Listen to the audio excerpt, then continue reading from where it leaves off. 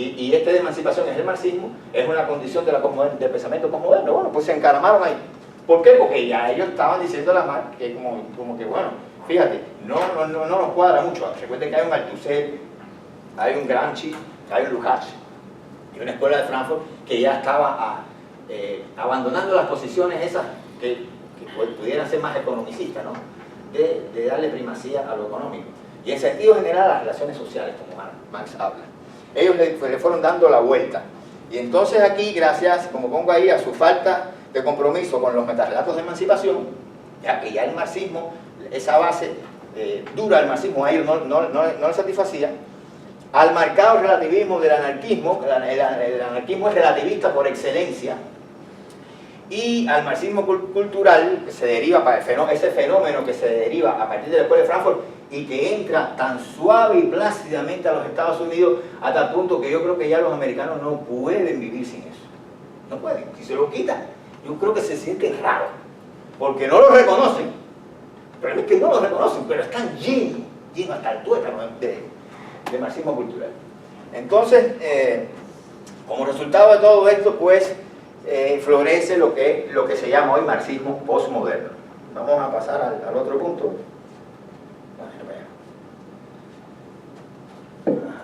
La nueva izquierda es en general una izquierda postmoderna, y en la medida que lo va haciendo, el postmodernismo se va trivializando. Esto es poquito a poco. Ya vimos, vamos ahora a ver cómo esto empieza a bajar su potencialidad, ¿no? Porque de momento parecía algo sensato, pero cuando uno se acerca no es tan así. El posmodernismo, el pensamiento posmoderno, la filosofía posmoderna, cuando Lyotard la concibió, pues tenía una importancia extraordinaria. Ya muchos quisieron ser posmodernos. Yo era uno de los que lo aceptaba sin ningún tipo de problema, pues el pensamiento posmoderno me gustaba, pero era el de Lyotard, no era esto que se hizo después. Y entonces poco a poco ya el posmodernismo ha devenido, de hecho a la medida el marxismo se lo ha ido tragando, o sea, el marxismo posmoderno ha ido creciendo y el posmodernismo original se ha ido desvaneciendo. Y realmente ya esas posturas pues se han ido trivializando a tal punto que ya son ridículas. Vamos a ver después ejemplos de casos ridículos dentro de este tipo de pensamiento. Entonces, a principio no era así, porque no me quiero extender en eso, pero realmente cuando Lyotard hizo publicó su texto fundacional, estoy hablando de Jean-François Lyotard, repito, el hombre que por primera vez, no solamente primera vez, sino que concibió lo que es el pensamiento posmoderno y dio sus bases, qué es lo que era aquello, qué es lo que era la posmodernidad. Y recuerdo que la gente le hizo mucho, o sea, le dedicó mucha atención al hecho del fin de esta concepción posmoderna de los fines, que todo se acaba, el fin de la historia. Ustedes saben que Fukuyama fue uno de los que salió por ahí, el fin de la modernidad, el fin de esto, el fin de lo otro. O sea, que hablar de posmodernidad era hablar de fines de cosas, las cosas se acababan. Pero realmente esa no fue la idea de Jean-François Lyotard. El libro de Lyotard tenía, la condición postmoderna era el título, pero el subtítulo era Informe sobre el saber. En el subtítulo, como suele pasar en todos los casos donde está la explicación del contenido, de lo que viene dentro, porque usted puede poner en el título cualquier cosa, los elefantes son lindos, pero en un subtítulo usted pone lo que va a hablar, ¿no? Entonces ahí, cuando la gente, en lugar de reparar en el tema, en el subtítulo que era Informe sobre el saber, pues se fue por la onda del fin de la modernidad, ¿no? de ese fin que auguraba Lyotard, el fin de los metarrelatos y el fin de la modernidad. Eso fue lo que les gustó. Entonces todo fue el fin de la modernidad y se olvidaron de que la tesis fundamental del libro era que el saber cambia de estatuto en las sociedades informatizadas y que eso era un informe sobre el saber. Y entonces había sociedades informatizadas donde el saber cambiaba de estatuto y por lo tanto las instituciones se sometían a un proceso de cambio completo, tanto en el orden de la investigación como en el orden de la docencia. Por ahí van los tiros porque es un informe que le pidió el gobierno de Quebec a Jean-François Lyotard y Jean-François Lyotard se lo hizo, se publicó bajo ese título y eso se hizo súper famoso, hasta tal punto que ya todo el mundo sabe lo que es la posmodernidad, pero esos son sus orígenes. Entonces, yo digo esto porque es bueno reparar en el tema de la informatización del saber y el cambio de estatuto del saber en las sociedades informatizadas. Eso es el tema del libro. Por lo tanto, nosotros tenemos un tipo de sociedad que empieza a enseñar su rostro, donde hay una transformación del conocimiento tremenda, y eso es lo que voy a dejar pendiente, ¿no? Eso es en esencia, eso es la médula del pensamiento postmoderno.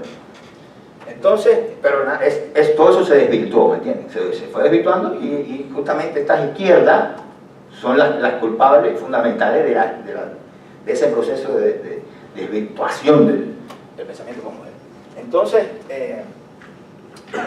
ya les decía, esto es importante también tenerlo, que se sostiene sobre el relativismo, un agudo relativismo, y la adoración de lo otro y de la diferencia. ¿De dónde sacan esto? Del giro culturalista. Porque bueno, recuerden que el siglo XX es el siglo de la antropología, y entonces el tema del otro es el tema básico de la antropología, a las otras culturas. El antropólogo va a investigar otras culturas. Entonces viene como una especie de rehabilitación del otro, como se dice en antropología también, el otro ajeno, que no son más que las otras culturas, también se puede ver así, y esto termina en una adoración del otro. No es una rehabilitación, como todavía se da en la antropología, sino en una adoración. Es parte del pensamiento común. Yo le pongo aquí para que lo vean, el otro puede ser cualquier cosa. Ahí está, otra etnia, otra raza, otro sexo, medio ambiente, la capa de ozono, las plantas, los animales, y como se dice también, la madre de los tomates. Cualquier cosa, menos algo. ¿Qué es lo que falta ahí? Ahí hay un proceso de despojo, donde, no les voy a poner el nombre todavía, donde algo se desvaloriza y todo se enfrenta, se pone para allá. Todo el valor se va hacia el otro, pero el uno mismo se queda sin valor. No vale.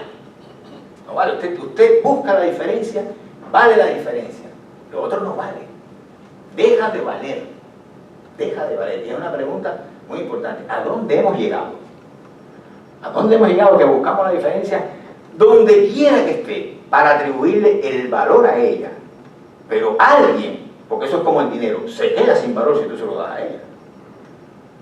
Si todo el valor se va para la diferencia y para el otro, a alguien se lo estás quitando. ¿A quién? Es la pregunta que tiene que hacer su Occidente hoy. ¿A quién se lo quitaste? Entonces, vamos a seguir. Bueno, vamos a pasar ya, porque estas conferencias son cortas. Vamos a pasar directamente ya a uno de estos absurdos. Estamos dentro del contexto general de la izquierda, y de la izquierda postmoderna básicamente. Ustedes conocen este fenómeno del efecto Sokal, ¿no lo conocen? Bueno, se los cuento rapidito. Esto es un físico teórico norteamericano que se le ocurrió, tuvo la genial idea, porque no todos están bajo el hechizo de este pensamiento, gracias a Dios, aquí en Estados Unidos, y Alan Sokal es norteamericano, físico teórico norteamericano, y se le ocurrió escribir un texto para publicarlo en Social Text, que es como la revista más importante de lo que se llaman Cultural Studies aquí en Estados Unidos. En los estudios culturales entiendan que son igual, relativistas, postmodernos y de izquierda. Esos son los estudios culturales, o sea, es parte de ese paquete. Y en su publicación fundamental, el físico teórico Alan Sokal manda un texto. El título es muy interesante, yo se lo iba a copiar debajo, pero no tuve tiempo. Pero bueno, se los digo cuál es, porque es bastante extraño el título del trabajo de este físico, y se llama Transgredir los límites, o puede ser Transgrediendo los límites, hacia una hermenéutica transformativa de la gravitación cuántica. ¿Lo cogieron? Transgrediendo los límites, hacia una hermenéutica transformativa de la gravitación cuántica. Yo cuando vi esto por primera vez dije, qué título más raro este. Y digo, coño, pero este es un concepto que es de Chomsky, esto es la gramática transformativa. ¿Cómo que hermenéutica transformativa? Me estoy quedando atrás, no sabía que existía una hermenéutica transformativa. Bueno, pues yo seguí leyendo y me enteré que era lo que había pasado. Resulta que Social Text publicó, que es una publicación postmoderna, publicó el artículo de Sokal y pues tuvo tremenda acogida aquello. El artículo estaba lleno de barbaridades, todo eran inventos, desde el título hasta todo lo que decía adentro, eran disparate, puro disparate. Y Sokal dijo, bueno, yo quería demostrar dos cosas con ese artículo. En primer lugar, que enseguida, que si usted quiere publicar un artículo dentro de los medios postmodernos, tiene que estar con la terminología en boga, con esa fraseología que no dice nada, eso es. Y lo otro, que tiene que satisfacer la ideología del editor, ¿no? Entonces, pues, yo le puse a ellos lo que querían. Todo es una gran burla, todo esto es mentira. Pero entonces los postmodernos, había otra cosa que dolió mucho y molestó mucho se llama el postestructuralista francés. ¿Levi-Strauss? No. Postestructuralista, no. Más para adelante. Derrida. Allá que Derrida.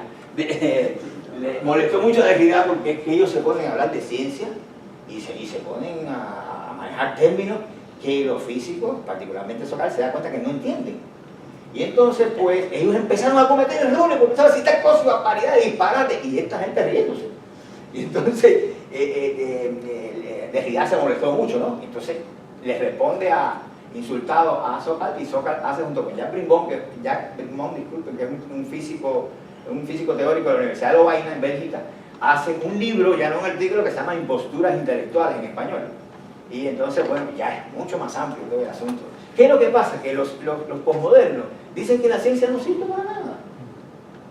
Entonces, esta izquierda posmoderna, por ejemplo, considera que basándose en una tradición que es francesa también, porque los franceses son los principales, que yo pienso en el fondo que ellos asumen la filosofía y asumen la teoría igual que asumen la moda. Ellos son buenos en moda, los franceses todavía no han sido buenos en moda, ¿no? Bueno, con esto pasa igual.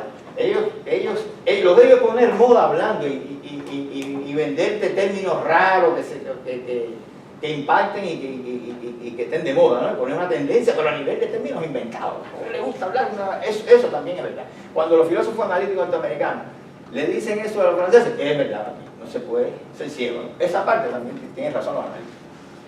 Que ellos tengan otros problemas, que creo que lo he mencionado Solari aquí, es cierto, pero en este caso tienen razón. Entonces sucede que sencillamente ellos consideran en esa tradición de Michel Foucault que la ciencia es un tipo de discurso. La despachan así, caballero, no importa si usted se llama Max Born, usted se llama Albert Einstein, no importa, ellos te despachan a toda esa tradición de monstruos, a toda esa constelación de monstruos, diciendo que la ciencia no es más que un tipo de discurso. Ciencia es relativismo y por lo tanto, ciencia, religión, todo eso es lo mismo. Y que ellos no pueden imponer, entonces no tienen acceso a una verdad privilegiada porque la ciencia no es más que un tipo de discurso. Entonces tú dices, coño, antropológicamente suena bien, la diferencia, la cosa, tiene eso, pero coño, no se puede exagerar tampoco, ¿no? Porque el mismo Jacques Brimbon le decía, bueno, pero es que 7 y 5 son 12, como quiera que tú lo pongas, y donde quiera que lo pongas. Entonces, es un poco difícil. Pero llevado al extremo, la antropóloga constructivista es otro ejemplo. Esta es una profesora que yo conocí, y la pongo de ejemplo porque ella en una conferencia, ella apareció, para mí era nada, no la conocía, apareció en la universidad donde yo trabajaba. Y entonces pues, yo fui a una conferencia de ella, interesante está este tema, déjame entrar, y entro a la conferencia, y ella con una irreverencia absoluta delante de aquellos estudiantes, dijo, bueno, yo, o sea, usando este mismo tipo de cosas, de la irreverencia hacia la ciencia, no, la ciencia no tiene ninguna acceso a la verdad, y lo que la ciencia dice no es verdad, porque no es más que una construcción. Este tipo de antropóloga constructivista, todo es construcción para ellos. Ellos no pasan el trabajo de estudiarse las cosas, la despachan en 2 segundos porque es una construcción. Es una construcción social o una construcción. La masculinidad, ese nombre tan raro, ¿dónde salió? Ah, eso es una construcción. Bueno, porque tú me has dicho con eso. Entonces, uno dice, pero caballero, ¿de qué me están hablando esa gente? Ellos se han inventado su propio discurso, se inventan sus propios términos y lo ven todo como construcción. Y dice, bueno, me entienda quien pueda. Ella hizo eso delante de mí y yo dije, pero ¿cómo? La verdad no existe, y decía cosas como esas. Y la ciencia, fíjense eso, y dice, pero bueno. Y lo digo yo porque yo soy negra, porque soy mujer y porque soy no sé cuánta cosa. Y yo decía, pero ¿qué estoy oyendo yo aquí? Eso lo viví yo. Le traigo un, de ver si esto funcionara. Está bien duro. Un vídeo que tengo ahí. Bueno, ¿por qué yo le pongo aquí la anécdota de Pushkin? Hay una anécdota que yo nunca he podido saber si es de Pushkin o no es de Pushkin. Sí, que la cuenta es Pushkin, porque no he podido tener acceso. Me he leído lo de... En 3 idiomas me he leído eso y no lo he encontrado. El poema de Pushkin, de donde se hace la película Amadeus. Esta disputa de Salieri y Mozart, que escribe Pushkin. Está en ruso, se puede encontrar en ruso, en original ruso en internet, está en inglés y en español. Entonces, pero bueno, lo importante no es eso, lo importante es que el cuento existe y yo no he podido encontrar quién lo hace. A mí me llegó y resulta que me llegó diciéndome que era Pushkin el que hace el cuento. Y el asunto es que va Mozart, borracho, de regreso para su casa y va como dando tumbos, ¿no? Sobre la nieve, Mozart en medio, bajo el efecto del alcohol, va de regreso, qué sé yo, y lo ven una gente que está en la calle, gente del pueblo, el populacho, y dicen, oh, dice la mujer, ahí va Mozart, miren a Mozart, ahí va Mozart, si es tan bajo y vil como nosotros. A lo que supuestamente Pushkin responde, que va a decir, sí, es bajo y vil, pero no como ustedes. Entonces, esa diferencia no se puede perder nunca de vista. Se pierde porque eso honra al individuo que respeta esa diferencia. ¿Cómo tú crees que tú vas a ser igual que Mozart? Por Dios. ¿Qué teoría posmoderna te puede a ti creerte que tú te puedes equiparar a Mozart? No, aquí todo el mundo es igual, todo es relativo, el relativismo. No. Hay límites que no se pueden pasar. Que no se pueden pasar porque demeritan a la persona que quiera hacerlo. Porque sería ridículo ahora que yo me quiera comparar con Mozart o con Einstein. No sé. Yo creo que si yo me valoro a mí mismo, tengo que decir, bueno, aguanta, el monstruo es él. No. Eso me enaltece para que él me poner igual que Einstein. Es un poco trabajoso. Entonces, vamos a ver si esto funciona, si me pueden aquí poner... ¿No funciona ninguno? ¡Oh! Pero bueno, pero sí me lo puedes buscar directamente en... Pero no existe la conexión entre la internet que sale en la computadora y el... Oh, qué pena. Y no, se puede, bueno, se busca aquí, yo le pongo la lata para allá, para que lo vean que sea chiquito. Eso sí, si quieres. Sí, buscarlo aquí, porque es que es una pena, porque eso... Miren, yo se lo puedo contar, ¿entiendes? No es lo mismo. En el caso del feminismo, ¿no? Bueno, está bien todo... ¿Quieres poner el feminismo? Sí, lo vamos a poner feminismo. Bueno, ya van a ver otro punto de vista, ¿no? Porque las cosas tampoco son así. Es otra manera de ver el tema del feminismo. Y entonces, a veces prefiere.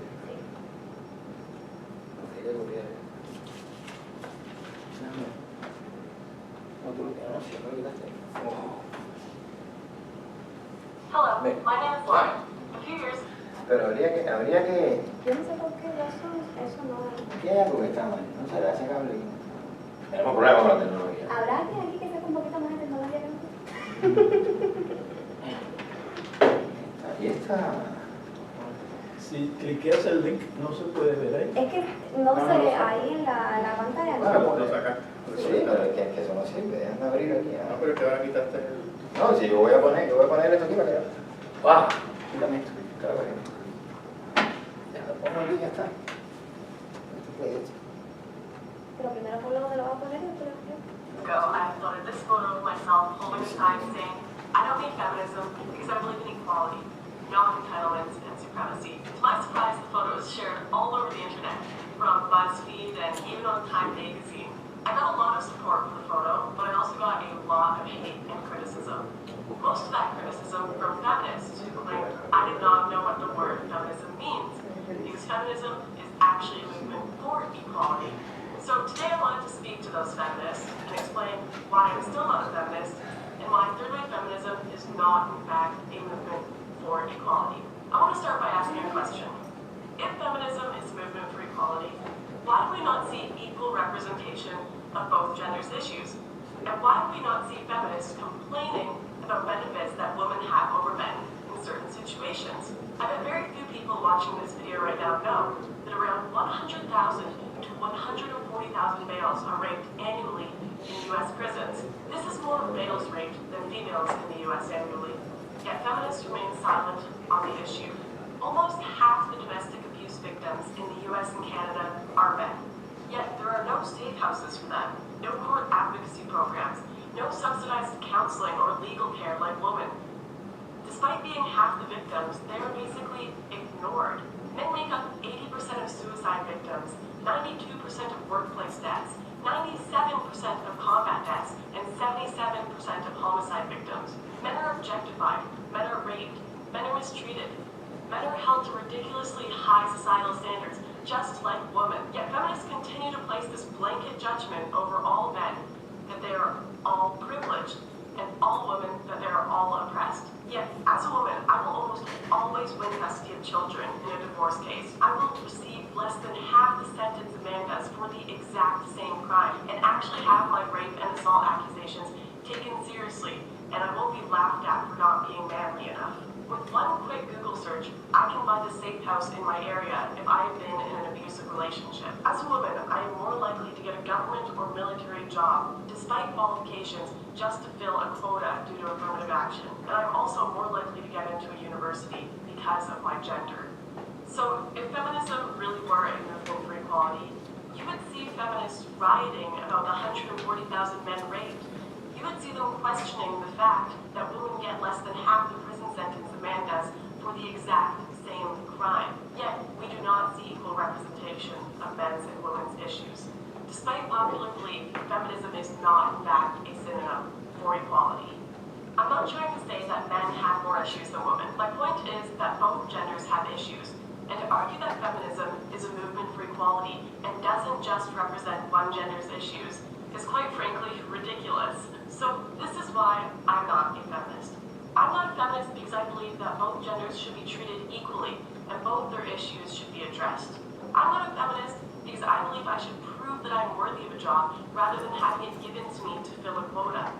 I'm not a feminist because feminists are unintentionally creating a world of reverse sexism that I don't want to be a part of. So I will stick to promoting equality and justice rather than a faux form of equality under the label of a gender-biased word, feminism. Bueno, dejando de un lado lo de las violaciones esas, de las cifras esas, la pregunta es, bueno, ¿qué culpa tiene que nació hombre, blanco y heterosexual? Es que se le hace pagar una culpa de sus ancestros o algo así. ¿Quién está en minoría ahora? Si es cierto, si usted va a encontrar trabajo, es cierto que todos esos factores influyen y que va con prioridad a la persona que cumpla todas esas características. Entonces, ¿quién es la minoría? Es la pregunta. Por otra parte, el hecho de que usted favorezca a uno no se lo puede quitar al otro. Porque entonces, esa es justamente la mentalidad socialista. Quitarle el que tiene, darse lo que no tiene, y al final, el que reparte, se queda con la mayor parte. Al final, ninguno de los dos tiene nada. Entonces, ahora nos hemos quedado sin nada, hasta sin instrucciones. Bueno, si eso llegara a arreglarse, se supone que nosotros vamos por un camino donde es necesario recuperar el tema de la universalidad de los valores. Porque el relativismo, ¿a dónde nos lleva? ¿A dónde nos ha llevado el relativismo? Bueno, sencillamente que la libertad no es un valor universal. Usted sabe lo complicado que es eso. Por ejemplo, si hay, porque no es nada fácil, si hay una madre en una tribu africana que está presenciando el tema de la ablación de su hija y la madre está ayudando a la hija para que la castren los genitales. Entonces viene un occidental y dice, ¿pero qué crimen es ese? Y la gente de la tribu le va a decir, aquí es que sobre eres tú. No venga con tus valores occidentales que no aplican aquí. ¿Sí? Eso es una de las cosas que más alimenta la posición relativista y postmoderna, ese tipo de cosas. Y es verdad que es un gran problema, porque como tú vas a ir allí, ellos siempre te van a decir, bueno, pues nosotros lo hacemos, ¿qué queremos hacer? Pero y si le corto un brazo a mi hija, pues eso es parte de la cultura lo justifica y ya está. Entonces estamos dentro de un gran dilema entre el universalismo y los particularismos que no podemos resolver. Occidente no sabe cómo va a encarar el tema de las otras culturas, porque sencillamente tendría que ser sobre la base de que sus valores son universales. Y el mismo Occidente, toda esta cultura relativista, posmoderna, izquierdosa, discúlpenme la palabra, pues sencillamente está empujando por la otra vía, porque todo hay que respeto a las identidades, y por lo tanto, si hay respeto a las identidades, usted no tiene criterio para decir que nadie está cometiendo un crimen cuando está haciendo cosas de ese tipo que culturalmente le son extrañas. Entonces, si nosotros seguimos por ahí, nos quedamos hasta sin el concepto de derechos humanos y el concepto de libertad. Entonces uno se pregunta, ¿pero qué somos? No somos nada, porque no tenemos ni valores universales. Esto es mentira. ¿A dónde nos ha llevado el relativismo? Todo esto es mentira. Y antes de salir de Cuba, yo vi dos publicaciones del gobierno cubano de teóricos latinoamericanos, que ellos fomentaban ese tipo de pensamiento, vendían esos libros, y en esos libros, pues sencillamente los dos, había un ataque a los valores universales, porque uno atacaba la globalización, el otro atacaba no sé qué, pero era un ataque a la universalidad de los valores. Uno de esos libros, que era más agudo que el otro, pues sencillamente llegaba a sostener que la libertad no era un valor universal, que se creía Occidente con eso de libertad. La libertad no es un valor universal.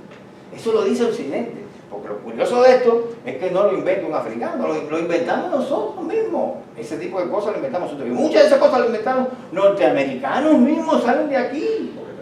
Entonces tú dices, pero wow, yo por lo menos, a mí me resulta demasiado extraño.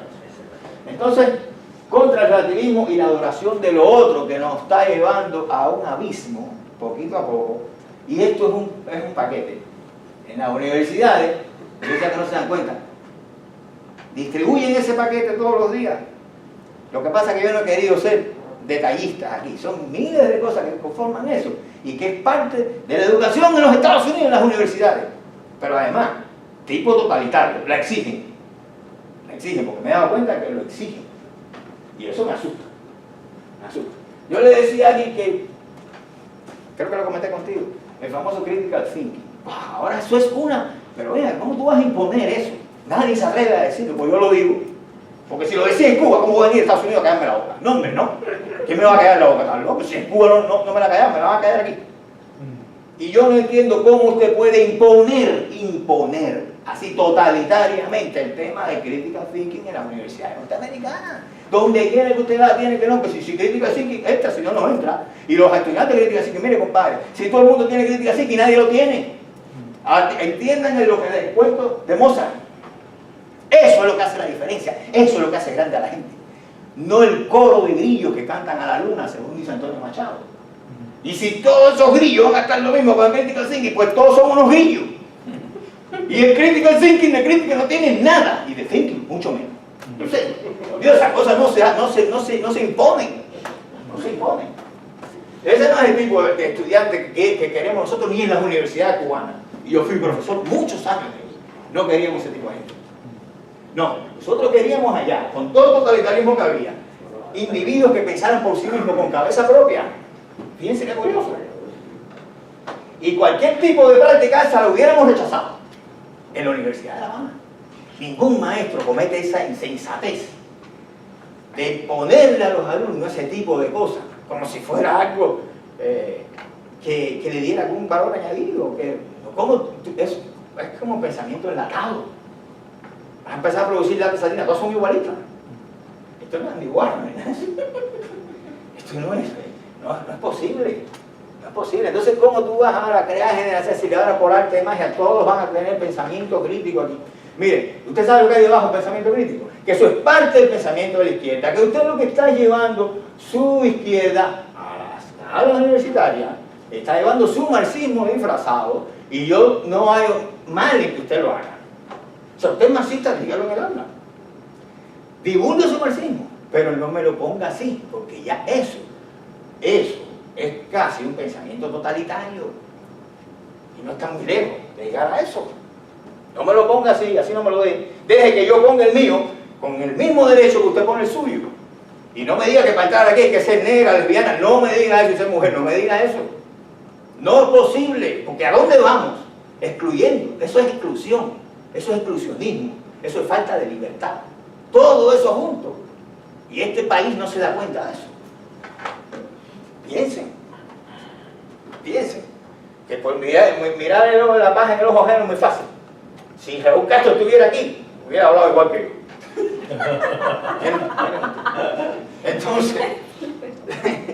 Entonces, ¿cómo salimos de este rollo? La adoración del otro ajeno y el relativismo. Que esto es, los dos son igualmente peligrosos. Porque usted no vale nada. Vale la diferencia, vale el otro. Usted no vale. Y ya repito, hay gente que no tiene culpa de haber nacido como nació, ¿no? Quiero decir, blanco, hombre y heterosexual. La universalidad de los valores y la vuelta al hombre. De esto se trata. ¿Cómo puede el pensamiento filosófico llegar a recuperar todo esto y al fin y al cabo completar el giro culturalista? Porque esto se frustró. y no es malo. Bueno, yo tengo mi propia filosofía. Yo estas cosas las he estudiado, las he asimilado y le he dado una vuelta que para mí obviamente es mía y me resulta bien interesante. Lo primero es que uno no debe votar todo lo demás. Debe recuperar siempre lo que es recuperable. Y por lo tanto, dentro de la propia tradición marxista, dentro de ellos mismos, hay postulados interesantes. Por ejemplo, ese giro culturalista que ellos dieron, se aplaude. Pero además de eso, déjenme decirle que ¿por qué se aplaude? Porque sencillamente uno se da cuenta de que no son las relaciones sociales las determinantes. Son, por el contrario, esas formas que Carlos Marx desestimó, que le llamó formas de epifenómeno, le llamó formas de conciencia, que le llamó derivadas con respecto a las formas primarias que son de tipo material, económica, relaciones sociales que establecen de los hombres el proceso de producción. Marx tenía la idea de que los hombres, que la imagen del mundo, que el mundo era una cadena de individuos produciendo cosas. Y en esa cadena ellos producían, igualmente que como producían lata de sardina, pues producían pensamiento. Y por eso él decía, bueno, las ideas no son más que metamorfosis de las relaciones sociales de producción. Y tú dices, pero ¿cómo yo puedo encontrar relaciones de producción en una ópera de Mozart, por ejemplo? En Casi fan tutti, ¿cómo yo puedo encontrar las relaciones de producción? ¿Cómo eso se transforma de esa manera que de momento es música? No, hay algo que no funciona. No puede ser que eso sea sencillamente metamorfosis de la relación de producción. Pero bueno, el marxismo duró muchos años con esa historia, para no decirle cuento, y sencillamente llegó el momento en que él mismo empezó a colapsar, porque este giro culturalista no es más que la crisis de ese tipo de pensamiento, y se empieza a dar en todos los órdenes del pensamiento occidental.